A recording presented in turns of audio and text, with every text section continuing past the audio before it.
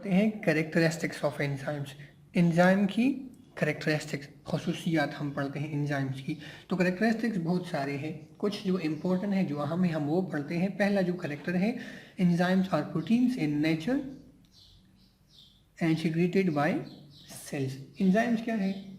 Protein है और secreted by living cells है। एंजाइम हम ऐड करते हैं, एंजाइम जो है मोस्टली प्रोटीन्स है। मोस्टली हम क्यों यूज़ करते हैं वर्ड? क्योंकि हमारे पास राइबोजाइम एक एंजाइम है जिसमें राइबोसोम भी उसके साथ ऐड है, तो हम यहाँ पर वर्ड ऐड करते हैं enzymes are mostly proteins, they are secreted by the living cell. तो हम इस तरह ऐड करते हैं क्योंकि राइबोजाइम है तो राइबोजाइम के पास जो है राइबोसोम भी प्रेजेंट है। राइबोजाइम एक एंजाइम होता है और उसका प्रोटीन से तो बना है वो, लेकिन उसके साथ फिर राइबोसोम भी अपना फंक्शन करता है, तो राइबोसोम के अलावा उसके बगैर वो फंक्शनल नहीं होता। तो हम मोस्ट वर्ड इस्तेमाल करते हैं, एंजाइम्स आर मोस्टली प्रोटीन्स। अच्छा, secreted by the living cells, जो लिविंग सेल्स सिक्रीट करते हैं। Enzymes function is a catalyst and increase the rate of a chemical reaction, they do so bye lowering the activation energy. इससे पहले हमने discuss किया कि enzyme क्या है, कैटलिस्ट है और increase the rate of a reaction, reaction को इंक्रीज करते हैं by lowering down its activation energy, उनका एक्टिवेशन एनर्जी कम करते हैं, डिक्रीज करते हैं। नेक्स्ट क्या है, enzymes are specific in their action. Next point क्या है, एंजाइम की स्पेसिफिसिटी है कि एंजाइम क्या है, they are specific in their action. हर एक एंजाइम का एक खास जो है काम होता है, इसको हम कहते हैं एंजाइम स्पेसिफिसिटी। एंजाइम अपनी फंक्शन में स्पेसिफिक है, जिस तरह हमने सेल चेन दिया स्पेसिफिसिटी पढ़ा था, तो इसी तरह एंजाइम भी क्या है, अपने फंक्शन में स्पेसिफिक है। अब फॉर एग्जांपल हमारे पास फॉर एग्जांपल प्रोटीन्स हैं। प्रोटीन्स की ब्रेकडाउन होती है, किस चीज़ में कन्वर्ट होते हैं, अमाइनो एसिड्स में। अब यहाँ पर जो एंजाइम रिक्वायर्ड है, जो प्रोटीन्स को अमाइनो एसिड्स में कन्वर्ट करते हैं, उन एंजाइम्स को हम कहते हैं प्रोटीएज एंजाइम। क्या है? प्रोटीएज एंजाइम्स है। इसके बाद हमारे पास दूसरा सबस्ट्रेट है, हम फॉर एग्जांपल ले रहे हैं हम स्टार्च या कार्बोहाइड्रेट्स। हम स्टार्च लेते हैं, स्टार्च की ब्रेकडाउन होती है किस चीज़ में, ग्लूकोज में। ग्लूकोज कार्बोहाइड्रेट्स जो है वो ग्लूकोज से बनते हैं, तो कार्बोहाइड्रेट्स भी अलग अलग टाइप से, स्टार्च उसमें एक टाइप है। अच्छा, अब स्टार्च की ब्रेकडाउन के लिए जो एंजाइम रिक्वायर्ड है उनको हम कहते हैं amylase. Amylose means starch, amylase enzyme responsible for breakdown of starch into glucose. अब ये एंजाइम स्पेसिफिसिटी है, इस तरह नहीं होता क्योंकि ये जो प्रोटीएज एंजाइम है ये कभी भी स्टार्चेस को ग्लूकोज में कन्वर्ट नहीं कर सकते, और इसी तरह ये जो अमाइलेज एंजाइम है ये प्रोटीन्स को अमीनो एसिड्स में कन्वर्ट नहीं कर सकती। इनका स्पेसिफिक एक सबस्ट्रेट के हवाले से अलग अलग इनके शेप्स होते हैं, तो ये एक सबस्ट्रेट दूसरे एंजाइम में फिक्स नहीं हो सकता। इस वजह से हम कहते हैं एंजाइम क्या है, अपनी फंक्शन में स्पेसिफिक है। सिर्फ एक किस्म का रिएक्शन एक एंजाइम जो है स्पीड अप करता है, कैटालाइज करता है, दूसरा रिएक्शन कैटालाइज नहीं कर सकता, तो ये एंजाइम की स्पेसिफिसिटी हो गई। नेक्स्ट है कि अच्छा, enzyme are specific in their action, they are specific not only for substrate but also for the kind of reaction. समझ आ गई बात? ये सिर्फ सबस्ट्रेट के लिए स्पेसिफिक नहीं है बल्कि काइंड ऑफ रिएक्शन के लिए भी स्पेसिफिक है। जैसे फोटोसिंथेसिस के लिए अलग एंजाइम्स है, रिस्पायरेशन के लिए अलग एंजाइम है, एंजाइम इसी तरह जो है डीएनए रिप्लिकेशन के लिए अलग एंजाइम्स है, आरएनए के लिए अलग एंजाइम्स है, तो हर एक रिएक्शन के लिए अलग अलग जो है एंजाइम रिक्वायर्ड होते हैं। A small amount of enzyme is needed to catalyze relatively large quantity of substrate। क्या है?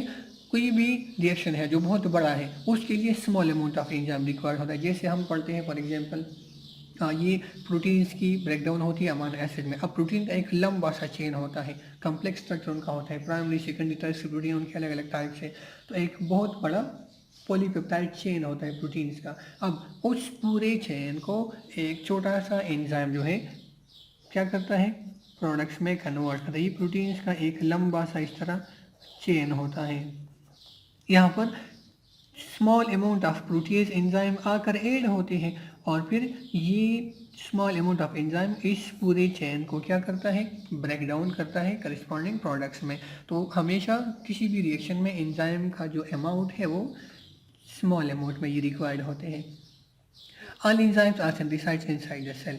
क्या है?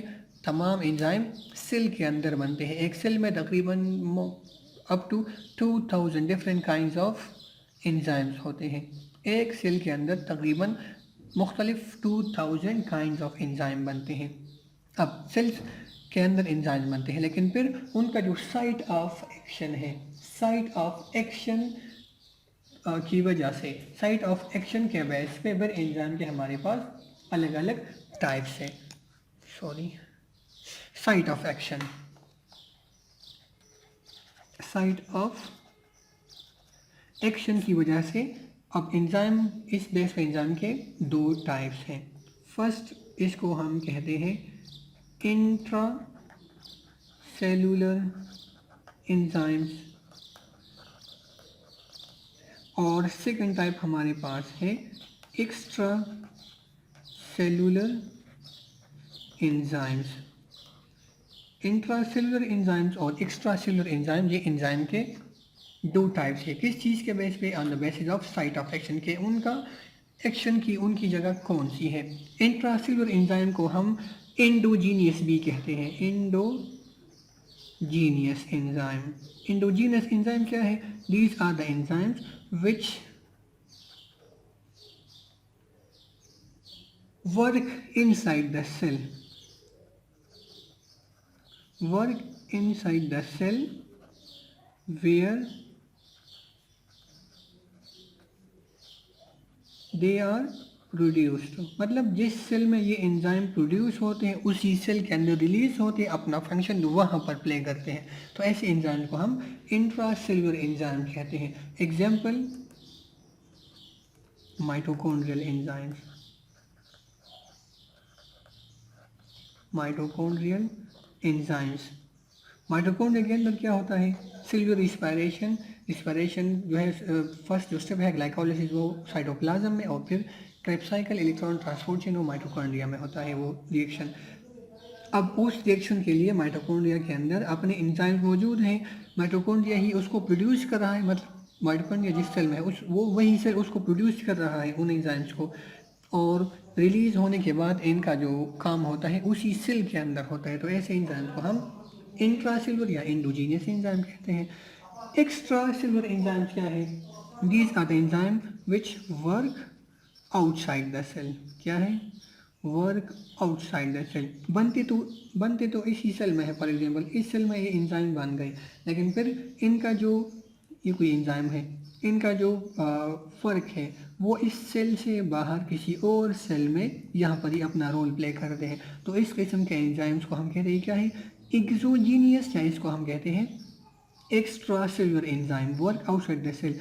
एग्जाम्पल हमारा जो डाइजेस्टिव सिस्टम है उसके जितने भी बहुत सारे इसके एंजाइम्स है, तो डाइजेस्टिव एंजाइम्स वो क्या है? वो एक्सोजीनियस है या एक्स्ट्रा सेलुलर एंजाइम्स है। फॉर एग्जांपल लीवर जो है, लीवर बाइल प्रोड्यूस करता है। अब वो बाइल स्मॉल इंटेस्टाइन में अपना रोल प्ले करता है। लीवर में बाइल जो है वो लीवर प्रोड्यूस करता है, फिर रिलीज होता है बाइल डक्ट्स में, तो वो बाइल जाकर स्मॉल इंटेस्टाइन के अंदर अपना रोल प्ले करता है। तो ये डाइजेस्टिव एंजाइम है। अब ये क्या है हमारे पास? ये एक्सोजीनियस एंजाइम है। इसी तरह हमारी बॉडी में फॉर एग्जांपल जो पेंक्रियाज है वो पेंक्रियाटिक जूस सिक्रीट करता है, तो उसका इंटेस्टाइन के अंदर वो अपना रोल प्ले करता है। तो ये एक्सोजीनियस एंजाइम हो गई।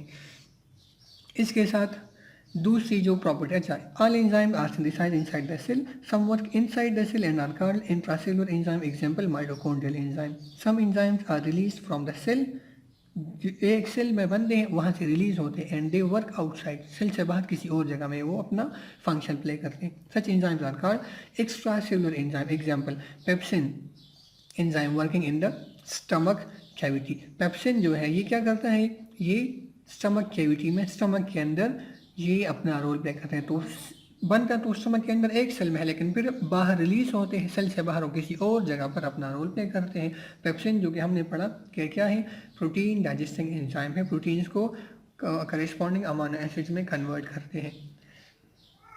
नेक्स्ट प्रॉपर्टी क्या है? इन कम्प्लेक्स मेटाबॉलिक रिएक्शंस, कोई भी रिएक्शन जो कम्प्लेक्स है, बहुत स्टेप्स में वो हो रहा है, Many enzymes work together in a sequence. अब उस complex metabolic reaction में बहुत सारे enzyme use होते हैं. For example अगर हम लेते हैं aerobic respiration, cellular respiration या फिर जिसको हम एरोबिक रिस्पायरेशन कहते हैं. अगर हम हायर एनिमल्स की बात करें, हायर ऑर्गेनिजम्स की, तो उनमें एरोबिक रिस्पायरेशन या फिर किसी और मतलब डीएनए रिप्लिकेशन है या फिर आरएनए की फॉर्मेशन, बहुत सारी इस तरह कुछ केमिकल रिएक्शंस है. तो उनको हम कहते हैं ये कम्प्लेक्स है, सीरीज ऑफ रिएक्शन उसमें होता है.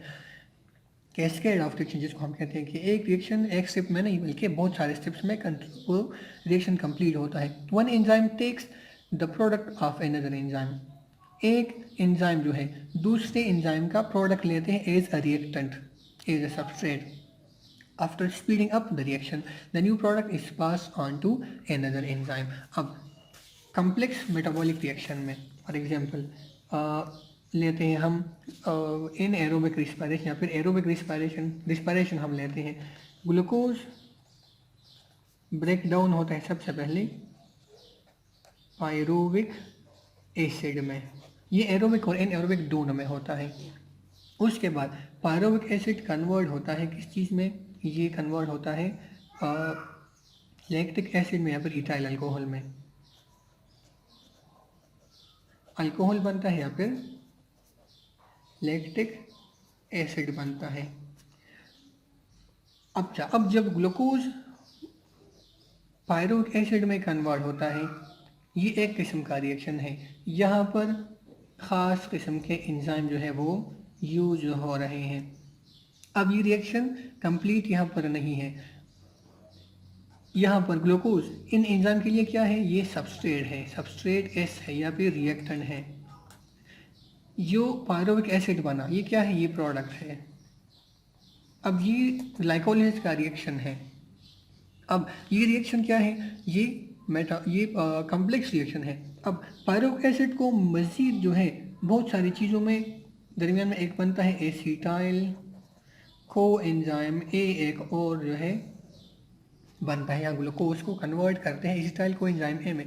तो अब ये जो पायरुविक एसिड है उस एंजाइम के लिए तो ये प्रोडक्ट है, लेकिन इसके बाद नेक्स्ट स्टेप में जाने के लिए अब ये पायरुविक एसिड और भी रिएक्शन से जो है गुजरता है.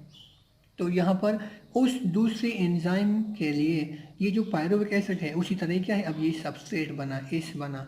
इसी तरह इसके बाद बनता है alcohol, lactic acid, ethyl alcohol या फिर lactic acid. Alcoholic fermentation, lactic acid fermentation का प्रोसेस होता है. तो ये जब हम एनाएरोबिक रिस्पायरेशन की बात करते हैं तो यहाँ पर अब ये एसिटाइल कोएंजाइम ए फिर या पायरुविक एसिड, ये क्या है, यहाँ पर जो एंजाइम अब इस्तेमाल होंगे उन एंजाइम के लिए इससे जो प्रोडक्ट बनता है वो सबस्ट्रेट होगा, एस होगा. तो ये एक कम्प्लेक्स रिएक्शन है. अब इस कम्प्लेक्स रिएक्शन में एक एंजाइम जो प्रोडक्ट बनाता है, ये प्रोडक्ट दूसरे एंजाइम के लिए अब क्या काम करता है, एज अ सबस्ट्रेट एस काम करता है. क्योंकि ये फॉर एग्जाम्पल ये रिएक्शन यहाँ पर आकर इस पॉइंट में ये रिएक्शन कंप्लीट होता है. यहाँ पर एक एंजाइम हुआ, फिर दूसरा एंजाइम हुआ, फिर यहाँ पर कोई और एंजाइम मौजूद है, इसी तरह फिर यहाँ पर कोई और एंजाइम मौजूद है. तो अब ये जो यहाँ पर जो हमारे पास सबस्ट्रेट मौजूद था, ये सबस्ट्रेट एस इन तमाम स्टेप से पास होगा तब जाकर प्रोडक्ट्स बनेंगे यहाँ पर. तो एक एंजाइम के जो प्रोडक्ट्स है दूसरे के लिए वो रिएक्टेंट का काम कर रहे हैं. तो फिर ये यहाँ पर ये सबस्ट्रेट है, यहाँ पर ये प्रोडक्ट्स बन गए. तो इस एंजाइम के लिए अब ये क्या है, ये सबस्ट्रेट है.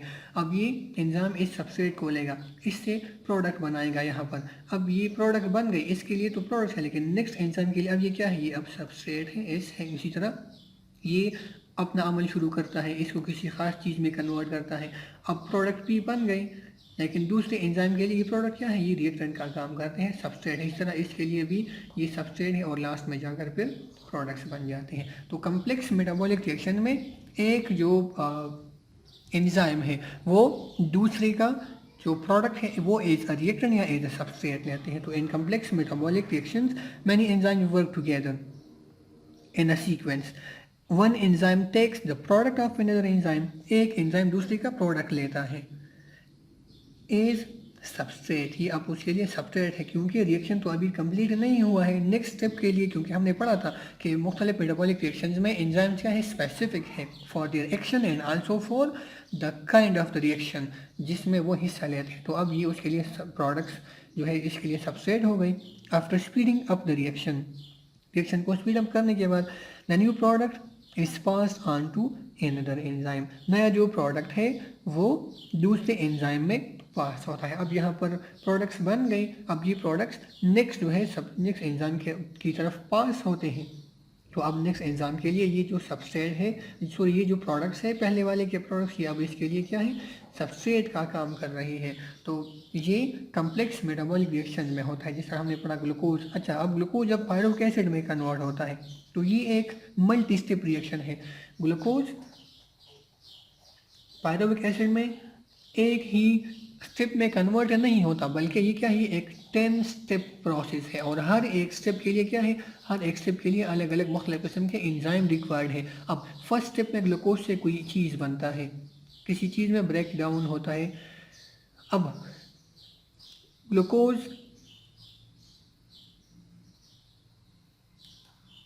एक स्टेप में उससे एक प्रोडक्ट बना, तो नेक्स्ट स्टेप में जाने के लिए इस एंजाइम के लिए अब ये क्या है, ये प्रोडक्ट एज ए सबस्ट्रेट काम कर रहा है। जिस तरह ग्लूकोज कन्वर्ट होता है ग्लूकोज 6 फॉस्फेट में, फिर ग्लूकोज 1,6 बाईफॉस्फेट में, इस तरह और भी बहुत सारी रिएक्शंस होती है। उसके बाद लास्ट में जाकर पायरुविक एसिड बनता है। तो अब ग्लूकोज से बनता है ग्लूकोज 6 फॉस्फेट, कार्बन नंबर 6 पे इसके साथ फॉस्फेट एड होता है। अब ये ग्लूकोज से ग्लूकोज 6 फॉस्फेट बन गया। अब यहाँ पर एक एंजाइम वो जो है अपना रोल प्ले कर गया, उसने ग्लूकोज को ग्लूकोज 6 फॉस्फेट में कन्वर्ट किया। अब यहाँ पर एक और फॉस्फेट एड होता है तो बनता है ग्लूकोज 1,6 बाईफॉस्फेट, क्योंकि 2 फॉस्फेट एड हो गए। अब ग्लूकोज 6 फॉस्फेट उस रिएक्शन का प्रोडक्ट था, लेकिन इस रिएक्शन के लिए ये क्या है, ये सबस्ट्रेट है। ये एंजाइम उस प्रोडक्ट को एज अ सबस्ट्रेट लेता है, उससे बनाता है ग्लूकोज 1,6 बाईफॉस्फेट। अब ग्लूकोज 1,6 बाईफॉस्फेट यहाँ पर तो ये प्रोडक्ट बन गया, लेकिन नेक्स्ट स्टेप के लिए यहाँ पर एक और एंजाइम इंतज़ार कर रहा है इन प्रोडक्ट्स का। तो अब ये प्रोडक्ट्स इस एंजाइम के लिए क्या है, ये रिएक्टेंट है या फिर ये सबस्ट्रेट है। तो इसी तरह कम्प्लेक्स मेटाबॉलिक रिएक्शंस में बहुत सारी जो है एंजाइम वो एक कोऑर्डिनेशन में काम करते हैं, एक सीक्वेंस में काम करते हैं, और एक एंजाइम का जो प्रोडक्ट है वो दूसरे के लिए एज अ सबस्ट्रेट काम करता है। और इसी तरह फिर रिएक्शन को स्पीड अप करते हैं, तो जब प्रोडक्ट्स बनते हैं तो वो अपना प्रोडक्ट्स नेक्स्ट एंजाइम की तरफ पास करते हैं।